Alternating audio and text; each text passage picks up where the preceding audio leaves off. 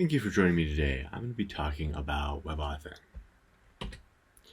So what I'm going to talk about today is what WebAuthn is, why you might care about WebAuthn, what does it look like in terms of the flow of a WebAuthn interaction, what hardware and software can be used with WebAuthn, what are the ceremonies of WebAuthn and what a ceremony even is, how you can implement WebAuthn, and some clowns to lighten the mood.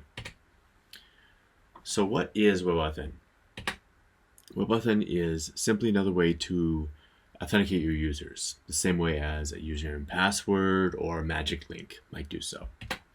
It requires something called an authenticator, and we're going to dive into what an authenticator is in a few slides, but at a high level, it does three things. It can hold and create a public-private key pair. It can expose that public key pair in a way that other pieces of software can access it.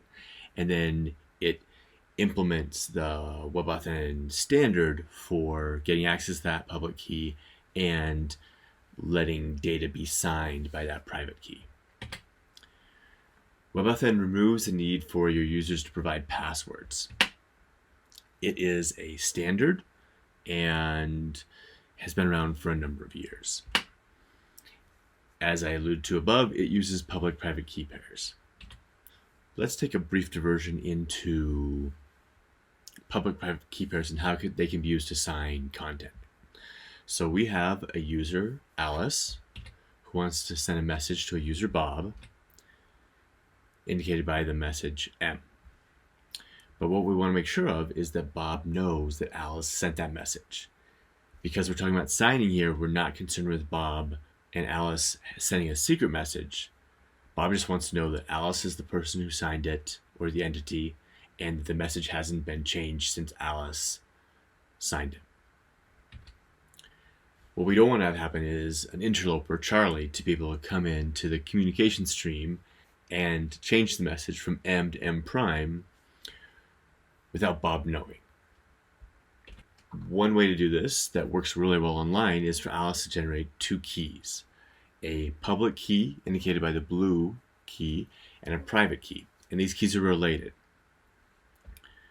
Alice sends the public key over to Bob. Alice doesn't just create the message M, she creates a signature as well, which is based on a mathematical operation with the private key. That all gets over to Bob, and Bob can, using the public key, verify the signature matches in such a way that only the holder of the private key could have created it. So if Charlie gets in the middle again, he can modify M, because remember, M is being sent in plain text. He can modify it to M prime, but he can't change the signature correctly because only the holder of the private key can create that signature. So when Bob checks the signature with M prime, it doesn't check out. And so Bob doesn't know what the correct message M was, but he knows that whatever the message was, this is not it. So that is a very brief overview of public-private key signatures. Let's get back to WebAuthn.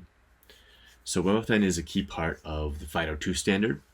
Taking a step back, FIDO is an organization, been around for years, stands for Fast Identity Online, and it creates standards focused on passwordless authentication. FIDO2 is the second version of a passwordless standard, and WebAuthn is part of FIDO2. It was standardized starting in 2015 and fully in 2019, and it really is about the browser interaction with a passwordless protocol. CTAP2 is a complementary standard which handles the browser to authenticator communication. We have a website, and like I said, I promised there'd be clowns. We have a website which talks to a browser, which talks to an authenticator, which talks to a user. And WebAuthn is handling the portion between the browser and the website.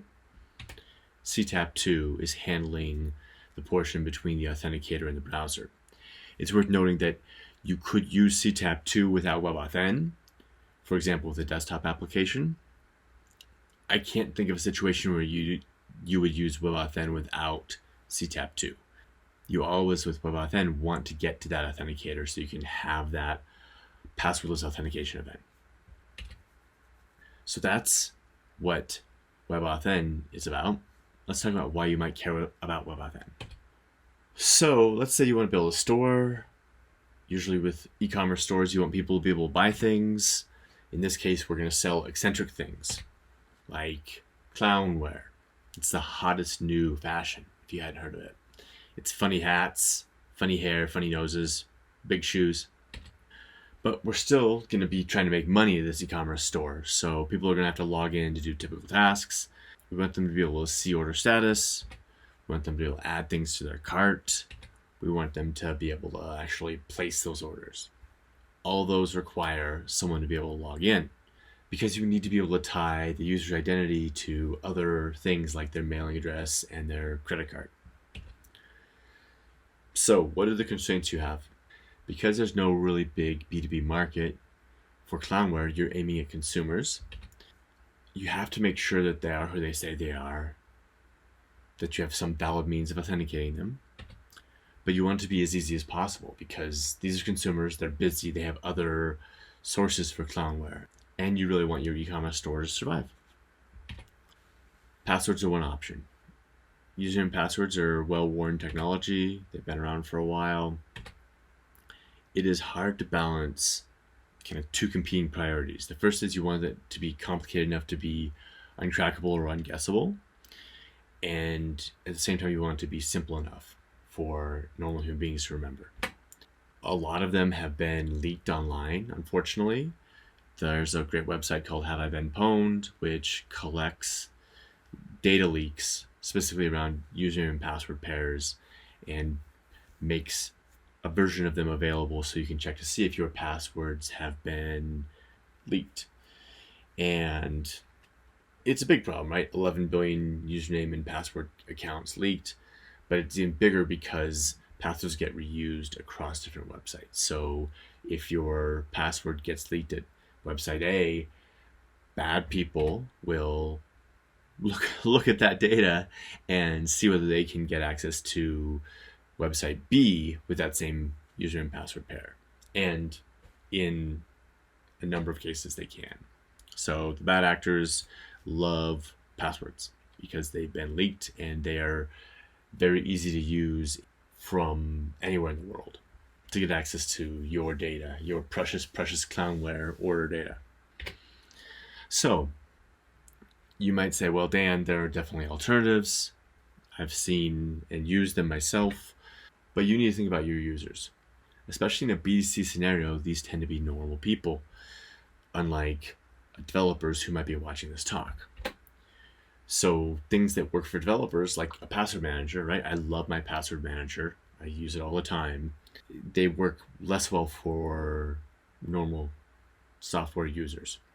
Password managers in particular have some problems that are just part and parcel of their solution to this problem.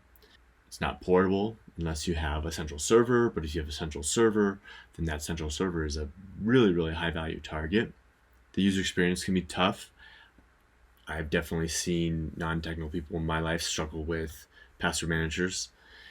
If you're using a password manager that's integrated into the browser, any non-standard login form UX can be really tough for it to handle. Okay, Dan, you say I'm going to add an additional factor of authentication. I'm going to text my users a code, or I'm going to send their email a code, or I'm going to require them to enter some code based on some algorithm using something like Google Authenticator. These are what are called additional factors of authentication. They do add additional assurance on who a user is. Again, the user experience can be tough. It's a little bit of friction to force someone to go to a different device and get a code. It can be insecure depending on the method. SMSs can be phished. And SMS isn't the only thing that can be phished. Emails can be. And the other issue is that it's not just the users that can be tricked into entering information in a place that they shouldn't. It can be employees of the phone company. So MFA is good, but it has friction in the UX and then also has some risk profiles. Single sign-on is another option, and frankly, it's a great option. I think that everyone watching this video is probably more interested in securing their Google account or their Facebook account than they are some random account on cosmoscloudstore.com. You can use that. The issue is, and this is just a business risk, both you and the user are dependent on that third party for accessing your website. If that's something that you find acceptable, that's great. If that's something that is problematic, then you might want to look at other options. WebAuthn strikes a balance between security and user experience. It uses the public-private key technology that is also used in SSH and HTTPS. Because of the way the standard is built, it is only available on HTTPS host names. It has some built-in spoof protection where it matches a request that's coming in against the origin of the request, the domain name of the request, and you can't, for example, request any credentials from Amazon.com if the request is coming from cosmoscloudstore.com. Another important point is that with WebAuthn, the server side only stores public keys. So the value of those public keys, which are part of the credential, is pretty near zero because they're public keys. They're designed to be public. The private keys that are the other half of the credential essentially are stored in a distributed manner across authenticators held by each user. The user experience of WebAuthn is superior in a lot of ways to something like MFA or Password Manager. It's built into all the browsers, there's zero passwords to lose, and it's phishing resistant because it's tied to that piece of hardware or software that is the authenticator. It's not just that I have to have access to that piece of hardware or software. It's that I, as a user, can't share that access to anybody else. Whereas it is possible for me to, I get a code sent to me, I can share that code with an attacker, right, who has phished me, but I can't share my fingerprint or I can't share my Face ID. It offers security as well as a good user experience. The other thing that's worth noting is that people like it. So T-Mobile reported in 2021 at a conference I went to, they had a talk, that 80% of their users preferred login with WebAuthn when it was available. It is supported widely. I got some bad news for you. If you are shipping code that needs to work on IE or Opera Mini, sorry, WebAuthn is not available, but other than that, it's available across all the browsers on the modern versions. So what does WebAuthn look like? Let's walk through a flow. So here are the major entities or people that are involved in a WebAuthn flow. And we're going to walk through the authentication flow. We have the user, we have the web browser, and that could be, again, Chrome, Safari, Firefox, anything. We have a website, which is often called a relying party. So you want to make sure that you, whenever you're reading any of the WebAuthn documentation, you think website when you see the word relying party. Again, that's the thing that is selling the clownware or the clown toys or whatnot. Then we have the authenticator. And again, I'm going to talk more about this a little bit. What does authentication look like? So basically the browser driven by the user says, I want to log in to the website. The website passes back a challenge and a website identifier and then some other data. The challenge is simply used to prevent replay attacks. So it's a high entropy random string that is going to be passed through the whole process and can be checked at the end. Cosmos Cloud Store is the ID, so again, it's tied to those domain names. The browser does some checks. If everything checks out, it passes the information to the authenticator and says, please provide an assertion. An assertion is basically just kind of a signature across a bunch of this data that says the user has approved this authentication attempt. So the authenticator then interacts with the user, and this is some of the magic of WebAuthn. The browser doesn't care exactly how the authenticator authenticates the user. It could be biometric, it could be tapping a button on an external piece of hardware, it could be entering a PIN. The user somehow needs to authenticate. The user could choose not to at this point, in which case the authenticator would send back an error message saying, hey, the user did not authenticate, but let's assume that they do. The authenticator then creates that signed assertion, signed with that private key, passes it back to the browser passes that back to Cosmos Cloud Store. Cosmos Cloud Store now can verify that assertion with the public key that it is stored that is associated with that user. How does it get that public key? We'll talk about that in a little bit. That's a different process. Assume the assertion checks out, the user's logged in. And at this point, they're logged in the same way they would be as if they'd entered a username and password or magic link or any of the other authentication methods. So now they can get access to all the clown toys and clownware that they want. They can go shopping. So let's look at a bit of code here.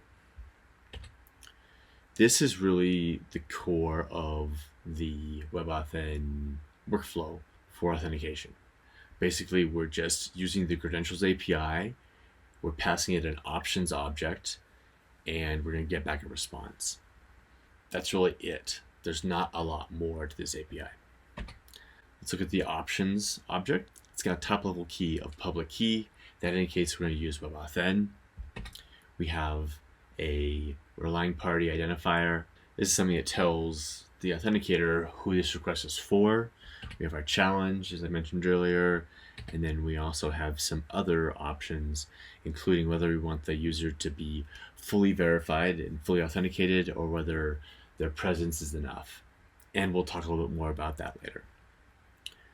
After we call get with the options that we've previously created, basically it's a promise. We get back a response. If this is successful, we can send the response back up to the server, back up to cosmoscloudstore.com.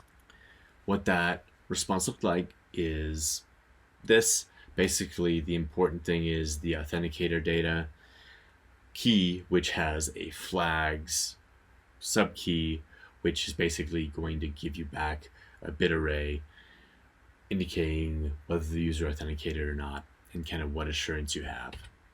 We also have a client data JSON object, which has, the challenge and some other information. Again, we need to verify that on the server side, that the challenge we receive is the same as the challenge we sent, but there's not much more to do than that. That's it. From the browser perspective, from the JavaScript perspective, that's pretty much what we need to do to authenticate a user using WebAuthn. So I've talked a lot about the authenticator. Let's talk about what can be used as an authenticator. There's two main classes of authenticators. There are pieces of external hardware that plug into USB ports or use Bluetooth or NFC to communicate with your computer. These are called cross-platform authenticators because they can be used between different devices. So I can use, for example, a YubiKey on my Mac, on my Windows PC, on another piece of hardware. I can have that same authenticator holding that same private key across different devices. YubiKey is a commercial one, Trezor is an open source one, but there's a number of different options. These tend to cost money. This is probably not something you're going to use in a cosmoscloudstore.com scenario. Cross-platform authenticators are probably going to be less likely to be used in consumer-facing scenarios just because of the amount of effort to buy and configure an external piece of hardware. There are also authenticators built into the operating system, and this is where the ubiquity of WebAuthn really shines. These are called platform authenticators, and they exist in all of the major operating systems, both desktop and mobile. You might say, Dan, where are the browsers in here? I thought that WebAuthn was all about the browsers. And that's true.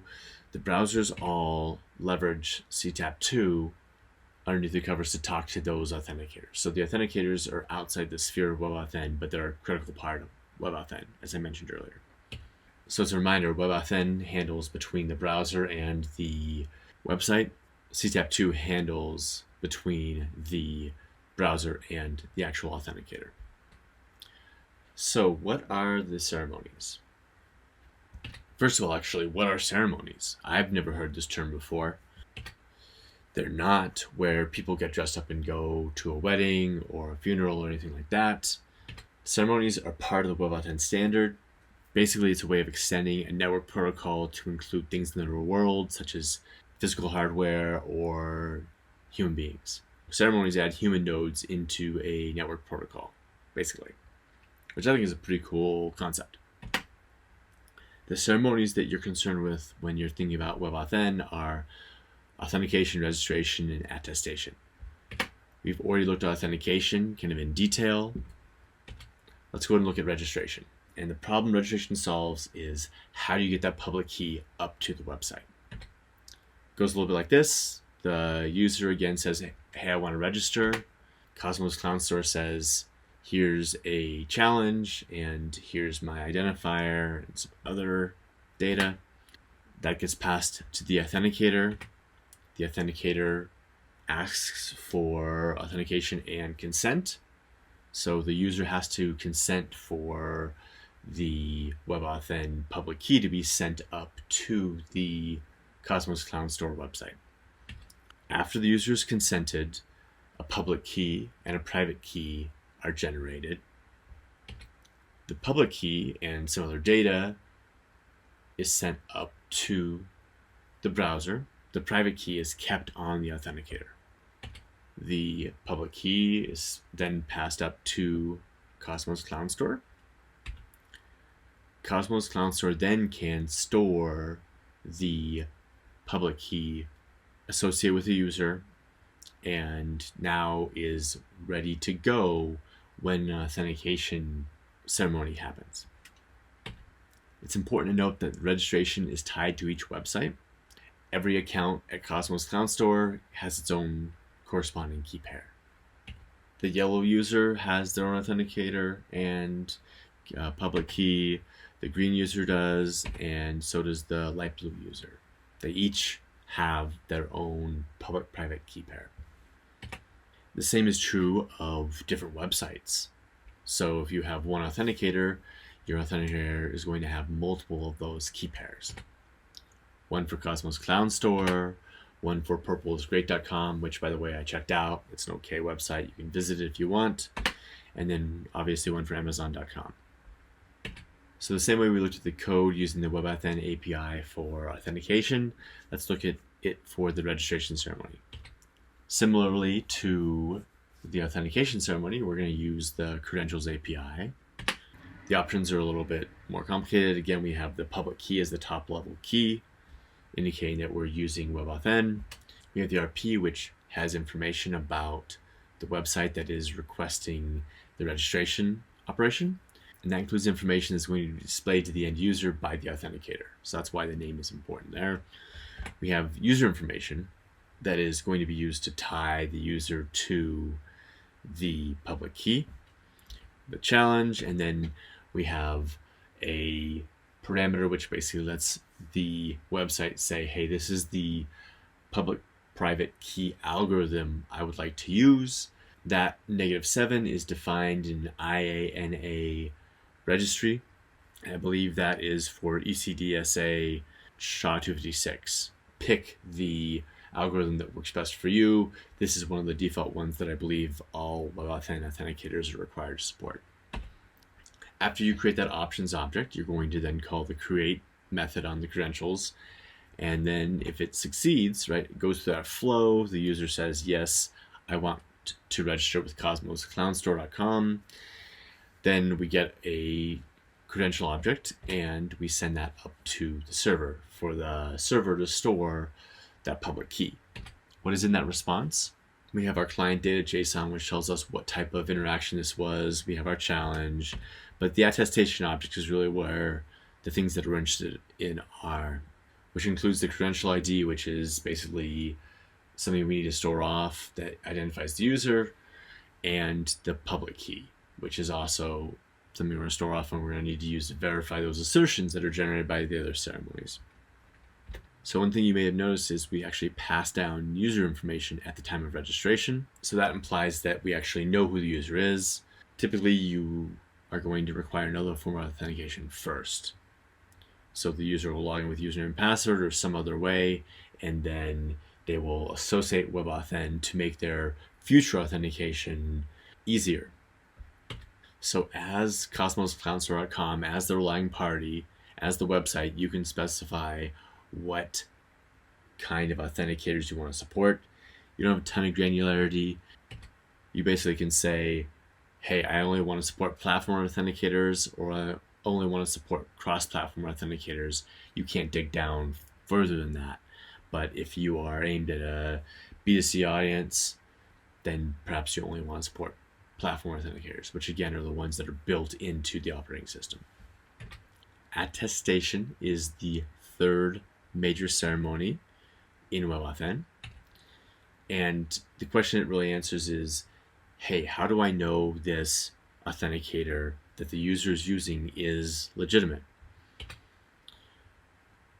I'm not going to dig into it too much. You can go read some information about it, but at the end of the day, there's a way for each kind of authenticator, right? Whether it's a certain kind of YubiKey or a certain version of Windows, to prove that it is that type. And it does so by using a shared private key. So each class or type of authenticator has a shared private key that's burned into it, and the corresponding public key is published to registry.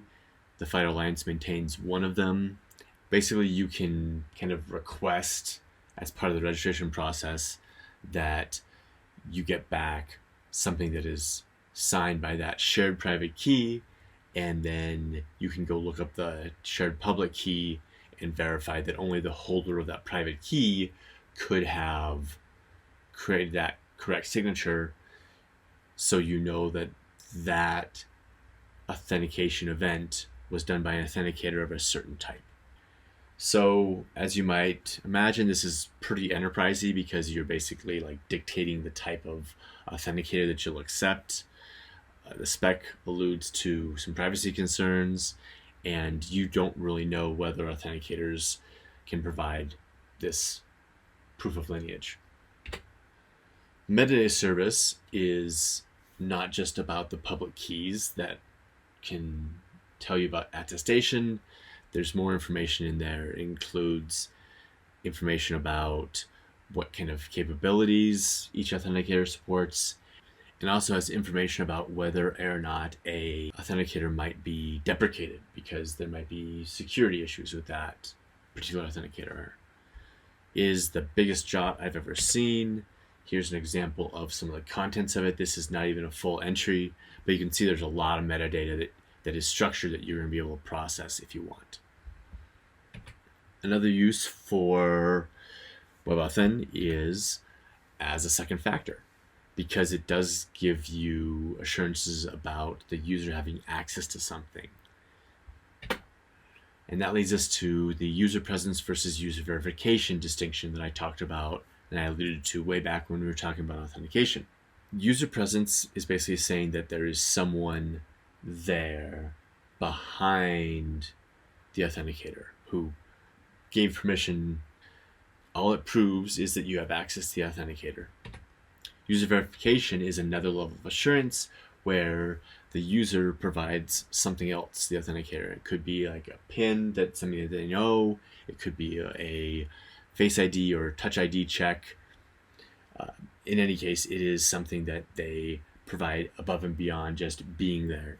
and having access to the authenticator. It's something that more closely ties the user to who we think they are. Of the two types of authenticators, user verification is more prevalent with the platform authenticators than the cross-platform authenticators.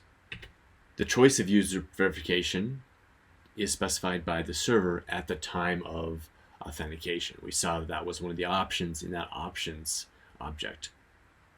Your three choices are preferred, required, discouraged. Preferred means, hey, do user verification if you can. Required means fail if you can't do user verification. And discouraged means don't worry about user verification. And again, it varies on an authenticator by authenticator basis. The platform authenticators are much more likely to support user verification. For authentication, make sure you require verification. When you're using WebAuthn as a second factor, presence can work. If you're looking at WebAuthn, you may come across the term resident keys. They're also called discoverable credentials. And this is where the user to credential mapping is stored, not server-side. It can be actually stored in an authenticator. And this is going to tend to be a cross-platform authenticator. This means that you can provide the credential and the public key at the same time, and so you can basically register and log in at the same time. So the server-side code, the Cosmos Cloud Store, doesn't actually have to have prior knowledge of the user before they are authenticated. Again, support varies. I looked through the metadata file, and about half of the authenticators, just by number, not by market share size, support this. And again, this is going to tend to be a cross-platform authenticator feature as opposed to a platform authenticator feature. So probably less interesting if you're in the B2C space. So let's take a look in the mirror. We're wrapping things up. Let's look at implementation. In the browser, if you're building in WebAuthn, you're really going to use that credentials API. And it's not that complicated. This is a direct quote from one of the software developers that is working on this at FusionAuth. He said it was really about taking the base64 that comes from the server, turning it into a byte array that I can pass on to the authenticator, then taking that a byte array that's returned from the WebAuthn API that's talked to the authenticator, and turning that back into base64. On the server side, the hard part actually wasn't WebAuthn. Basically, there's a step-by-step process that relying parties need to follow, but it's outlined in the specification. Instead, the things around WebAuthn were more complicated. So what options are we going to require and support? How are we going to store this data in a way that is safe and secure? How are we going to streamline the workflows? How are we going to prompt people to register if they have a WebAuthn capable device? How are we going to let them use WebAuthn the next time we see them? These are the kind of things that you're going to need to consider if you are implementing WebAuthn. On the server side, there are libraries out there. This is just a list of WebAuthn resources, including some server libraries. I don't have direct experience with any of these. I'm just providing them as a service to you. Or you can use an identity server like FusionAuth. WebAuthn support is available in release, I believe, 138 or later. There are other identity servers out there that also support WebAuthn. So in conclusion, WebAuthn allows your users to authenticate. You don't need to make them use a password. It makes users happier and more secure, so it's a win-win. And right now, I would recommend requiring previous account creation. So let them register for an account in some other way, maybe a magic link, maybe you pre-provision their account, and then associate that WebAuthn credential with them. So finally, thank you. Here are some other resources. The WebAuthn specification is very detailed and well worth examining if you're choosing to implement it. The MDN has some good information, and then I found that Yubico's developer guide was great for talking about things at a conceptual level. If you would like to learn more about WebAuthn or FusionAuth, You can find me on email, Twitter, or visit fusionauth.io. Thanks.